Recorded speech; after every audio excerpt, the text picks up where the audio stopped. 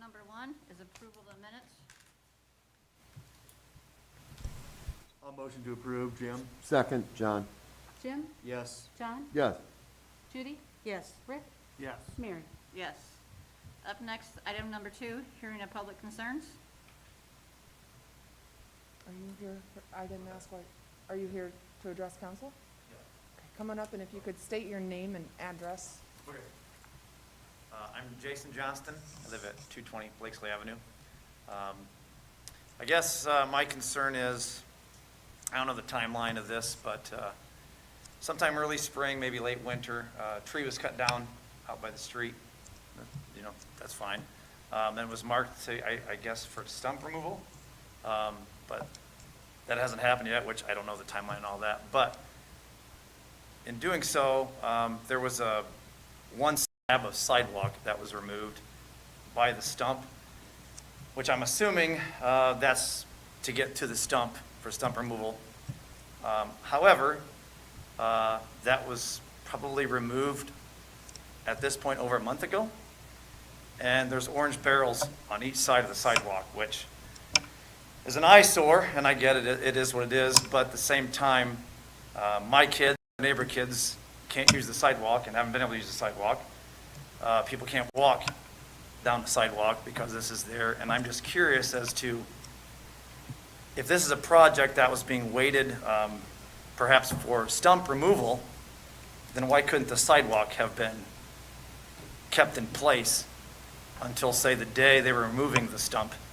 And the day they removed the stump, removed the sidewalk, 2 bags of cement, replaced the slab. I guess I'm not sure why that patch of sidewalk had to be removed so soon before getting to the stump removal. So I don't even know if this was the avenue or who I was supposed to come Yeah, bring did this you to. ever reach out to the Parks Director, Dominic? No, I wasn't sure Okay. who to contact. Yeah, about because that, I'm so. not aware of the situation either, so, I think, would you mind if I sent you an email after I Sure. coordinated with Ben to see what the timeline is for that? Because I'm not sure I mean, if I'm not aware, council probably doesn't know that the, Yeah. Well, it's So not that on, was- it's not on the park side of the street. It's on, it's on the terrace side. Oh, I would guess it's yeah, probably a probably street issue street. or Okay, something. so Tyson, are you, yep. Which one of you wants to go first? Tyson? Sorry, Yes, Ben. I'm on. Okay, are you familiar with this slab that was taken out? I didn't catch his address, but yes, we did take out some pieces of concrete. It's probably been close to a month ago, and we're working on the stumps. They're just taking longer than expected, but, I mean, we haven't forgotten about it. What's his address? He's on Blakesley Avenue across from 220. Garver Park. Right, yeah. Okay. So, We're, do you have a timeline? I do not. As soon as we can get them done, I mean, hopefully within the next couple weeks. But we had close to 100 stumps to do this year because of, we didn't do them last year because of COVID, and then hired that contractor to cut the trees down, but we still have to do the stumps. So we're working on them. If you can get his name and phone number, I can call him tomorrow and Sounds good. explain. Okay. I don't know that I have your cell number. Do you mind coming over here so it's not? Sure. No, yeah, I'm good. I don't care. All right, Jason. Well, it's not a cell phone, first of all. Okay, I don't perfect. I don't own a cell phone, so. Okay. 49-636-6414. 6414. Okay. I will have Tyson call you. I'm good. Sorry about that. That's okay. I was just curious. Okay. Thanks. Council, any questions for Mr. Johnston? Thank you for coming. Yeah, thank you. Thank you. Thanks for hearing me. All right. Thank you, Jason.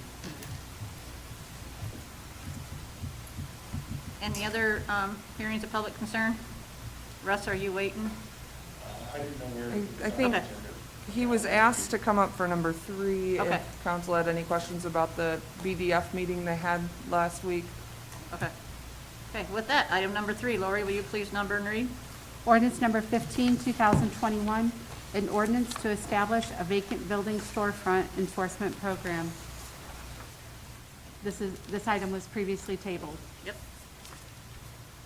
I move we take it off the table.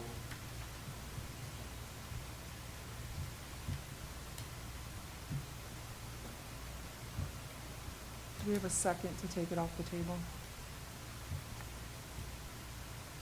Can we table it again? Rhonda, there was a legal question of if council moves to take it off the table to discuss, if they choose after that discussion to table it again, is that legal and allowed?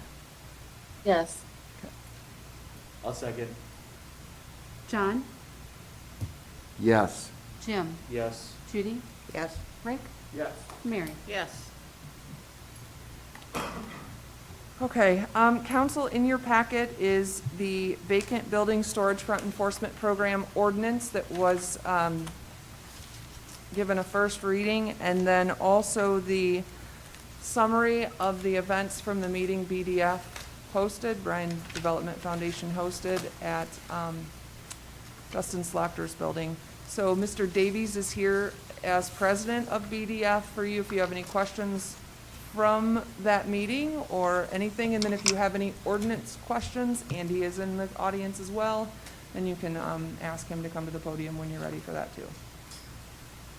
Perfect. Well, thank you. I just wanted to first and foremost, it's your board packet, so see if there are any questions on the report that we filed with the city for what we said we'd do, I guess, that day.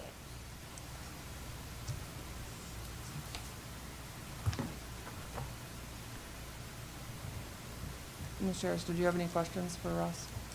I have a couple. At the meeting that they had, I wrote down a few things here. One of the things that they said was that the buildings uptown were intended for other purposes. What were they talking about? To give you a flavor of context of what that comment was these buildings were built in the 1800s. They were built as general stores. They were built for other purposes in 1880 versus perhaps what we'd like to see them occupied today. So just a different era. It wasn't, does that help explain, Judy? Yeah, Okay. but it just says other purposes on It was this. just a and I thought, historical what the- context all right. more than anything else. Another one down a little further, it says less activity, less attractive. My thinking is, aren't empty storefronts less attractive than having it filled up? So that was the impact of vacancy. So everyone in the room agreed that day that less activity, less attractive. Those are the impacts of vacancy. So agreeing with you, Judy, Okay, that so that's- they're combining those two instead of, I took them as two separate. No, so if you go down through the report, basically, these were the subject lines that basically we used to help facilitate that conversation. So starting at the top, we talked about what were the possible causes of vacancy, what are the impacts, the negative impacts of vacancy.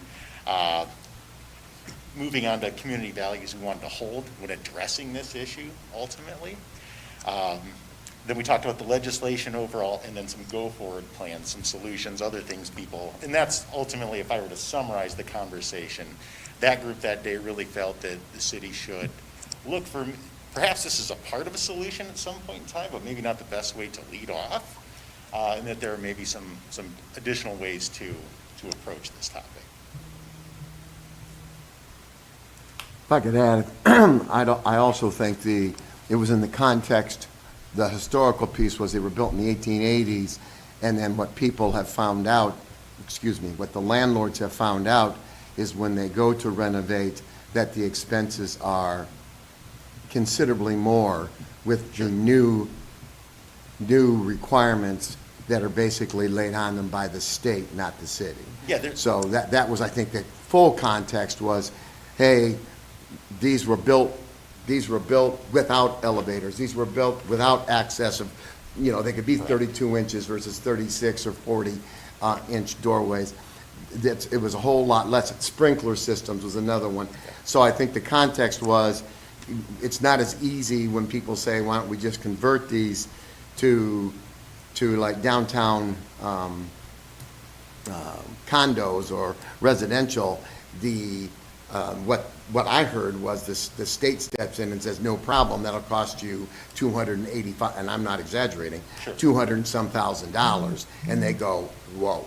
So I think that that was the context of the, Yes. it was built for one purpose, but now that Today's purpose ordinance is and not zoning. relevant, and if we want to make it relevant, we don't have the funds to do it. Is that, would that be That's accurate? a perfect, summary of a lot of people's concern, is it's financially onerous to try and retrofit, maybe a building that's had some deferred maintenance or is older, just hasn't been addressed, so, yeah, that's perfect, John. I think my only thing with that is,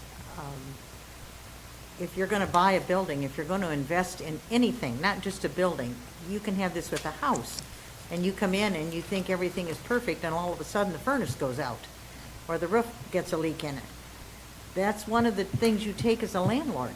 I feel that you take that on, and I understand there are sometimes circumstances that cannot be helped, but most of the time, that needs to be looked into when you invest in it.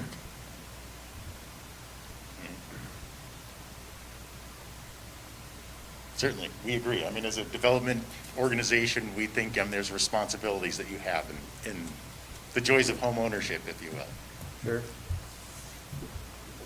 Well, I appreciate everyone coming out and voicing their opinions and Yes. concerns. I mean, that's an absolute great start. My feeling is we need some type of revitalization plan or strategic plan, right? I mean, we need to take that plan, devise it with the business owners, property owners, communities,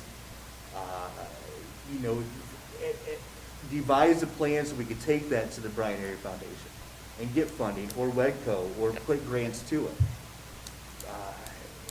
I don't agree with the ordinance that was put on. I think it's too burdensome monetarily on some of the business owners, especially if they're investing money in their properties. But, like you're right upset, it really doesn't address the root cause. Correct. It really doesn't, because if there's not enough population, you're not gonna get the business to invest the $500,000 or whatever you're gonna have to in that building. Yeah, I think we need a plan.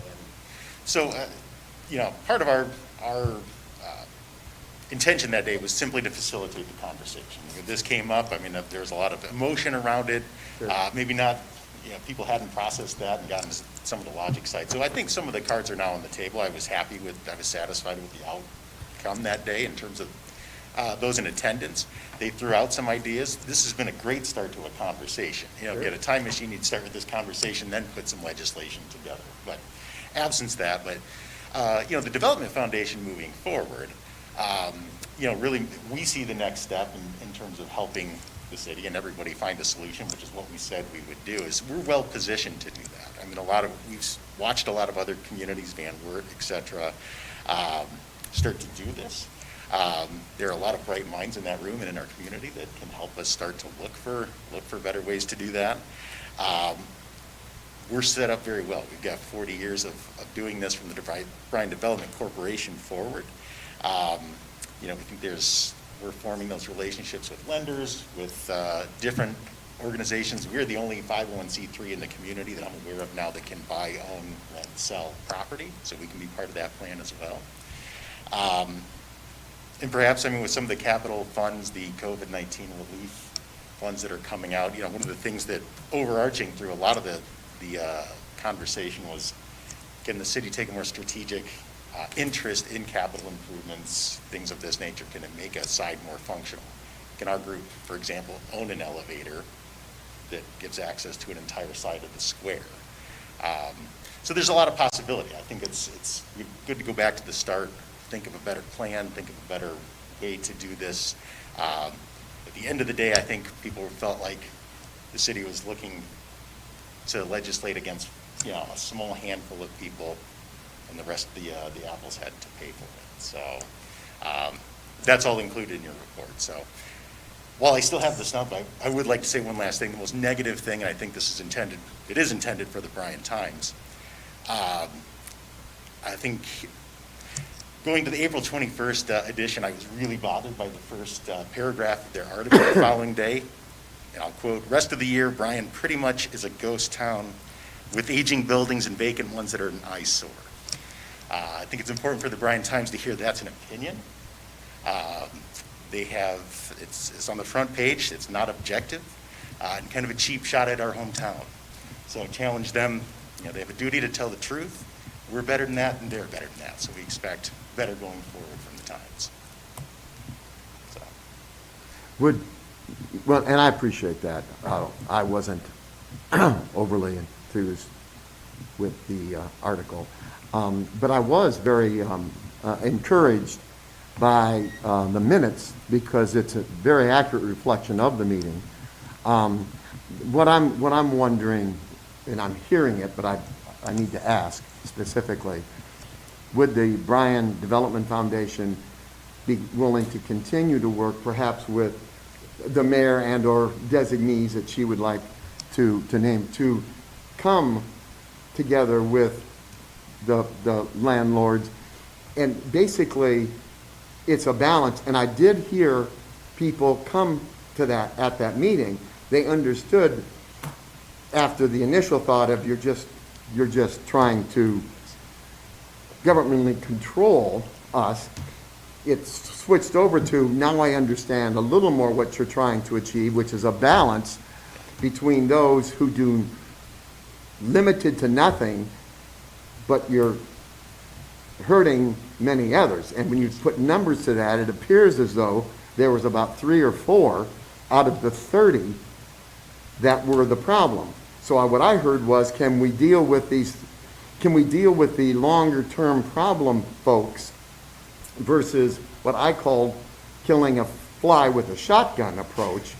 And I think if the Bryan Development Foundation and the mayor, I certainly don't want to speak for the city administration, but if they'd be willing to work on this a little bit more, I too agree that, and I've had this discussion already, it's been harsh with some or harder with some than others, but you can't just, and I think that's where Judy and I would agree, you can't just blow off those 3 or 4 because, like you pointed out, the issue, and I appreciated that point coming from someone other than council, and that point was, hey, for you people who are trying your best to get this going, and/or those people who don't have vacant buildings, our property values are going down because of it.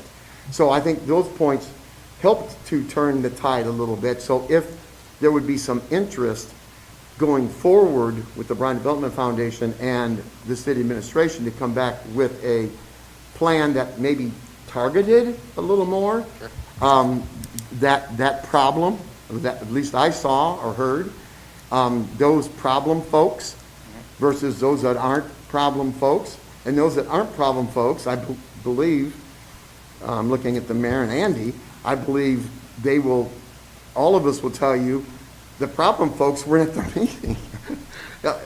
It was all the people that were not issues that were bringing up issues about why are you being so heavy-handed with us.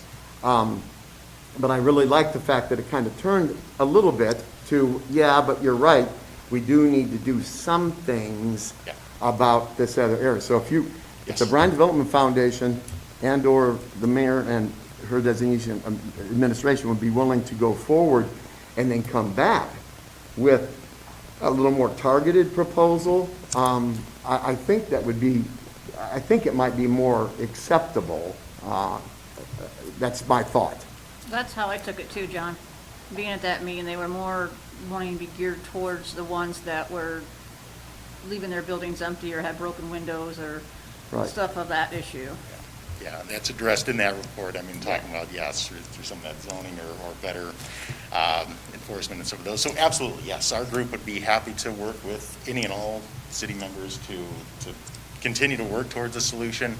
We've picked up a lot of information. We are committed to improving ordinance understanding, kind of clearing up myths about doing business, and our group's actively pursuing that right now through resource guides and other things to help people understand what is that responsibility when you buy a building. Do you really know what you're getting into? So not to scare them away. I'm sorry. Yeah. No, before we make a motion to table this, there's no sense in, is that something that you think would happen, Mayor, could happen? I mean, it could, Which part? well, the main part, which is, would you and/or designees be willing to work with the Bryan Development Sure, Foundation? we're always willing to work with the Bryan That's what I Development thought. Foundation. Just wanted to and make I- sure before we took it off the table, that's all. And before you do that, if I could speak, I do want to thank Mr. Davies and BDF for A, facilitating the meeting, but B, really, this is a really honest report of what happened in that meeting. Yes. There is nothing left out, good, bad, or indifferent, and I appreciate the honesty and the time that it took to compile this in a week's time for council. I just think it's really well done, so thank you for that. Thank you, absolutely. Yeah, and I just want to say, I wasn't able to be there Sure. because I Yes. had other commitments. Yes. But as I was reading your report, I had all kinds of opinions and ideas, and, you know, as the mayor will probably tell you, I had all kinds of things running through my head. And especially when I'm reading things where it says like about what you liked about the legislation, and you get comments like not much, I'm starting to get a little hot under the collar. But I get to the end of it, and I see going forward and the things that were brought out, and I feel like the people that were there had good intentions and had great ideas, and I think it's something that we need to look at. The window coverings I have a real problem with, but a lot of the rest of it, I really felt like were good ideas that we need to take a solid look at, and I hope that we are able to put this group together that can study, and I appreciate everything that you've done. At least we're taking steps in the right direction, and we just need to get the goals in place and get the right people on the bus, so to speak. And I think there was more positive energy in that group than negative energy, which I was really happy to see that. Yes, we were too. I was afraid of negative energy, and it wasn't what I thought it would be. So I that's think, good. and it was really honest. It was a Yeah. really honest debate, and honestly, the best situation happened where the city officials in the room were quiet and listened and didn't interject or offer opinion. And I think the only time Andy or Brian It's just to engaged clarify was and make to sure. clarify a direct question asked of them. So I think that led to the honesty from the building owners too, because none of us were there on a for or against mode, nor was BDF. And so it led to them really expressing their opinions, their questions, their concerns, and some ideas for future growth. So I think Yeah, as much as there was back and forth, it was a really productive community meeting, in my opinion. at the end of the day, we have one very simple goal in mind, and that is to get occupants in those buildings, quality occupants in those buildings. And it's just how do we get to that end goal that we need to figure out that's going to be palatable for everybody. And like I say, I appreciate everything that you're doing, making those first steps and breaking the ice, so to speak, so that we can keep moving forward. thank you, and we were happy to serve in that role, so, Thank you, Russ. yes. Yep, thanks. Thank Thank you. Russ. Council, you have the choice to either pass a first reading, fail the ordinance, or motion to table it again for another date. I feel right now, I don't think we're ready to pass anything. I think there's still too many questions and too many things we have to work out. But I don't want us to stop doing this. I want us to keep moving forward. So I make a motion that we table it and keep discussing things. I'll second that. Judy? Yes. Rick? Yes. John? Yes. Jim? Oh, did you say John or Jim? John? Oh, Jim? Yes. Mary? Mary? Yes, sorry, I was coughing. It's okay, sorry. Okay, with that, Lori, will you please read on item number 4, resolution? Yes. Resolution number 20, 2021, a resolution to accept an $8,000 donation from an anonymous donor and a $2,119.56 donation from the Kiwanis Club of Bryan to the Parks and Recreation Department for Harmony Park equipment. Good evening, council. Good evening. In front of you, you should have our resolution to accept the donation from an anonymous donor, as Lori read, and also the Bryan Kiwanis Club. The money will go towards a Harmony Park playground equipment. We're actually going to add to the equipment that we put in at East End Park. late last year. So I would ask that you accept the resolution. Ben, I don't mean to sound stupid, but where's Harmony Park? Harmony Park is actually musical instruments that are kind of designed in different things. Like right now we're looking at some mushroom caps, and you kind of beat on them a little bit and they make different noises. There's equipment, musical equipment that goes in the playgrounds. Okay. I remember now you talking about that, so thank you. Yep. A motion to suspend? I'll second. Jim? Yes. Judy? Yes. John? Yes. Rick? Yes. Mary? Abstain. Motion to approve. I'll second. Judy? Yes. John? Yes. Jim? Yes. Rick? Yes. Mary? Abstain. Thanks, council. Also want to make sure I thank Kiwanis Club and the donor. Thank you, Ben. Thanks, Ben. Up next is item number 5, a resolution. Lori, will you please number and read? Resolution number 21, 2021, a resolution directing the mayor and the clerk-treasurer to enter into an agreement with Huntington National Bank, designating Huntington National Bank as a secondary depository for active, inactive, and interim funds for the City of Bryan for a period of 5 years from June 20th, 2021 to June 19th, 2026.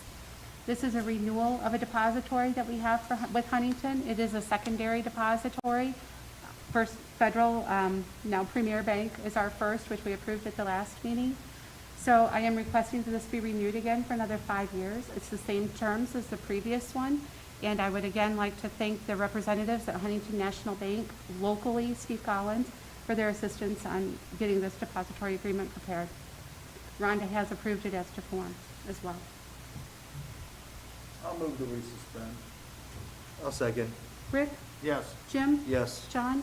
Yes. Judy? Yes. Mary? Yes. Move to approve. I'll second. John? Yes. Judy? Yes. Rick? Yes. Jim? Yes. Mary? Yes. Thank you. Up next is item number 6, a motion to allow all current liquor transmits be renewed by the City of Bryan. Mayor? Yes, thank you. Council's clerk was given a letter on April 20th from the Department of Commerce, Division of Liquor Control, that addresses all liquor permits within the City of Bryan expire on July 1, 2021.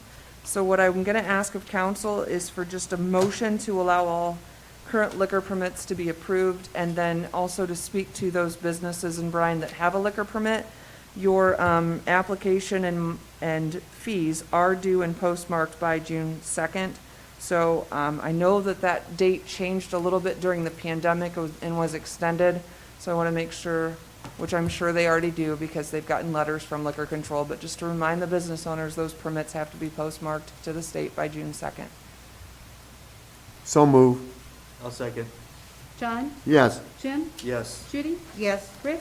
Yes. Mary? Yes. Thank you. Thank you. Item number 7 is a status change in wastewater. Wes? Evening, council. Before you have a status change request for Jeff Warner. He's now completed his 1-year apprenticeship as a Class 2A operator, and per contract, I request that he be moved to status of Class 2B operator. I'll motion to approve. I'll second. Jim? Yes. Rick? Yes. John? Yes. Judy? Yes. Mary? Yes. Up next is item number 8, discussion of police fire dispatch residency. Chief Chapa? Hello, City Council. I'm here to speak with you guys in reference dispatch. I've spoken with Fire Chief Siders and Chief Poole.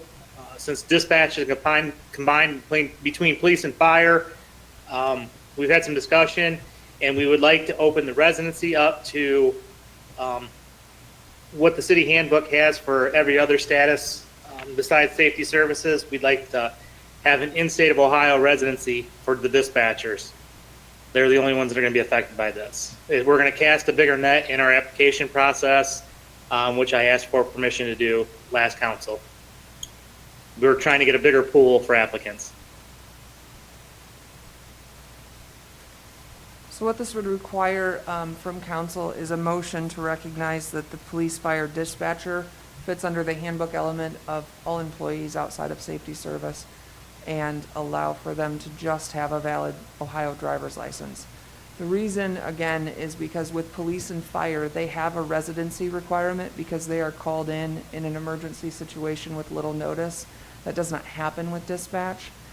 We've got a little bit of redundancy with central communications, and also all of our police officers and firemen could, in a tornado catastrophe, handle dispatch. So we don't, the drive time isn't an issue for them. And so we're just trying to fit this category into our normal handbook policy for residency. So this will be a handbook change. It actually is not a handbook change. It's just basically a motion to put police and fire dispatch. It's a recategorization, right? A recategorization. So it won't change anything in the handbook. It changes it more on the policy and procedure manual for police and fire. I'll make a motion. Second. Jim? Yes. John? Yes. Judy? Yes. Rick? Yes. Mary? Yes, Thank you. thank you. Thank you, Chief. Okay, up next, we'll go around the room. Anyone from the city have anything they'd like to add or say? I'm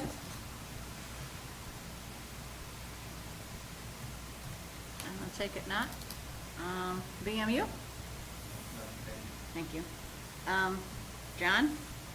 Ooh. You're in the hot seat now. I'd just like to thank the Kiwanians and the anonymous donor, obviously, for the donation for our parks. It continues to amaze me throughout my life how generous the City of Bryan is with their residents and their clubs. Also like to thank the Bryan Development Foundation, which the mayor already did, but that was a lot of coordination, and I want to say that was not a pleasant situation for Mr. Davies to be in. Was not pleasant. He set himself up as a very in the middle of the road arbitrator type, if you will, and I think he did an excellent job of that, and I think that's what helped that and people like me keeping our mouths shut. But it really helped, I think, the way Russ took the position of, what do you think, guys, kind of, gals and guys, what do you think? So I really want to thank the Bryan Development Foundation for doing that and also agreeing to continue to look for a little more targeted approach to where we want to go. That's it. Thanks. Thank you, John. Judy? I also would like to say thanks to the business owners for working with the Development Corporation and Council to try and solve this problem of this is what it takes, is teamwork to come up with a solution, and that's what we're trying to do. I also would like to say thanks to the anonymous donor in Kiwanis for the donation to the Parks Department, and congratulations to Jeff Warner on his completion of his year apprenticeship. Thank you, Judy. Rick? Ditto to everything that Judy just said. I am really pleased with the way that we're opening up some conversation regarding the downtown storefronts, coming in and expressing your concerns. And by the way, I am your representative, so if you ever have a question or concern, don't be afraid to give me a call or stop by my house. You know where I live. So yeah, other than that, He likes I the think calls that's all I after midnight, though. 2 a.m. are his favorite. sure to get a hold of me. Thank you, Rick. Jim? I just want to echo everybody's statements, and personally thank the Kiwanis and the anonymous donor. Thanks, Jason, for coming in, and congratulate Jeff on his reclassification. And that's all I have. Rhonda? I have nothing tonight, thank you. Thank you. Lori? No, ma'am, thank you. Mayor? I think I said everything before, but I would like to, again, thank the Kiwanis. They have done a beautiful job at bringing music into a lot of our parks, so I appreciate those donations, and the anonymous donor as well. Thank you. With that, I'm going to also thank Kiwanis and the anonymous donor, and also thank the business owners for having a positive attitude at the meeting 2 weeks ago on Tuesday. I must say, when I went, I was a little apprehensive as to what was going to happen, and I was very impressed at the professionalism and the positive energy rather than negative energy. So that was, to me, I was proud of Brian to say that we could act that way in a group with that kind of discussion going on. And with that, we need to take a recess to an executive session to discuss acquisition of property and hiring a public employee. Oh, gavel, sorry. I'm not used to the gavel.